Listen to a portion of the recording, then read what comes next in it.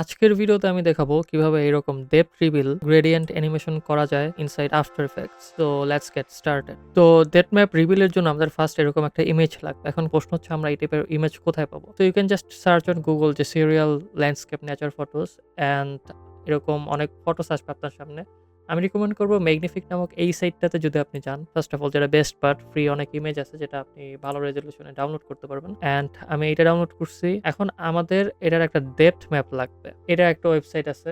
So আমি just আমার ছবিটা যদি এইখানে ফালাই অ্যান্ড দেন জেনারেট ডেপথ ম্যাপে ক্লিক করি, তো এটা অলরেডি একটা জেনারেট করে দিবে। অ্যান্ড আমি অলরেডি একটা জেনারেট করে রাখছি। তো আমি যদি এটা ইম্পোর্ট করি, এটা হচ্ছে এটা ডেপথ ম্যাপ। এই মেইন লেয়ারের নিচের লেয়ারে ডেপথ ম্যাপটা রাখবো। বাট আমি যদি খেয়াল করি ডেপথ ম্যাপের যে বর্ডারটা আছে এটা কিন্তু ছোট, মানে এই ইমেজটাতে এটা ছোট। সো এটা একটু সাইজ অ্যাডজাস্টমেন্ট করা লাগবে স্কেল প্রপার্টি দিয়া, লাইক মোটামুটি ইয়েস।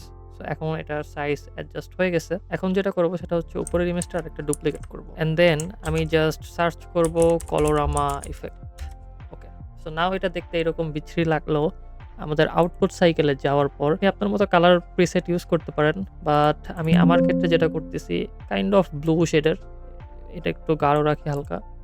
অ্যান্ড দেন এখানে ব্লুর মধ্যেই বাট একটু হালকা সাদা হোয়াইটের দিকে, এখানেও সাদাই।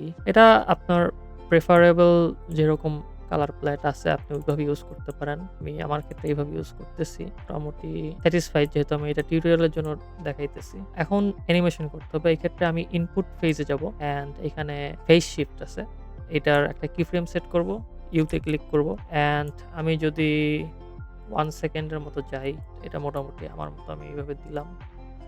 ওকে, তো এরকম একটা অ্যানিমেশন হলো। ওকে, নাইস। এখন যে জিনিসটা করতে হবে সেটা হচ্ছে একটা গ্রেডিয়েন্ট ওয়াইপ অ্যাড করতে হবে। ওয়েল, অ্যাড করলাম অ্যান্ড এই কি ফ্রেমের শুরুতে ট্রানজিশন কমপ্লিটে 0% অ্যান্ড এইখানে আসার পর এটা 100% হয়ে যাবে। বাট জিনিসটি স্মুথ না, এজগুলো স্মুথ না। সো এই ক্ষেত্রে আমার যেটা করতে হবে ট্রানজিশন সফটনেস যেটা আছে 50 বা 60 এর অ্যারাউন্ডে রাখা লাগবে। Let's say 53। ওকে, বাট এখনো কিন্তু ওই ইফেক্টটা আসতেছে না। এটার মেইন রিজন হচ্ছে আমাদের যে গ্রেডিয়েন্ট ওয়াইপ ইফেক্ট আছে এইটার এখানে গ্রেডিয়েন্ট লেয়ারে ডেপথ ম্যাপ সিলেক্ট করতে হবে অ্যান্ড এইখানে ইফেক্টস অ্যান্ড মাস্ক সিলেক্ট করতে হবে। So আমি যদি এটা করি, ওয়েল আমাদের কিন্তু এটা অলরেডি রেডি হয়ে গেছে।